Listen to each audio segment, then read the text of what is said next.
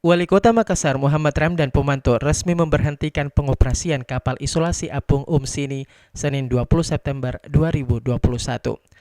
Setelah berlayar selama 2 bulan, isolasi apung berhasil menyembuhkan 275 pasien COVID-19 tanpa gejala dan menjadikan Makassar berstatus zona kuning.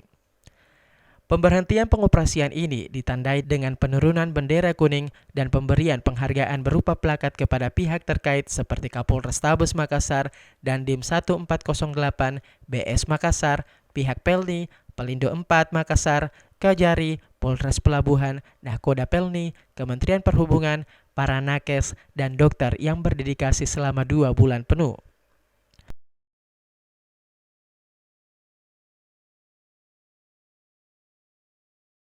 Dengan ditutupnya isolasi apung Sini oleh pemerintah Kota Makassar, Wali Kota Makassar mengaku akan mengevaluasi perkembangan COVID-19 per bulan serta akan mengantisipasi jika ada lonjakan secara tiba-tiba, salah satunya dengan menggencarkan vaksinasi di Kota Makassar di setiap kelurahan yang termasuk dalam program sistem sapu jagat 100 vaksin 1 RT per hari 100%. Sisa 8 dan saya kira sudah keluar, sudah turun juga, sudah saatnya turun dan semua alhamdulillah semua yang di isolasi apung ini sembuh.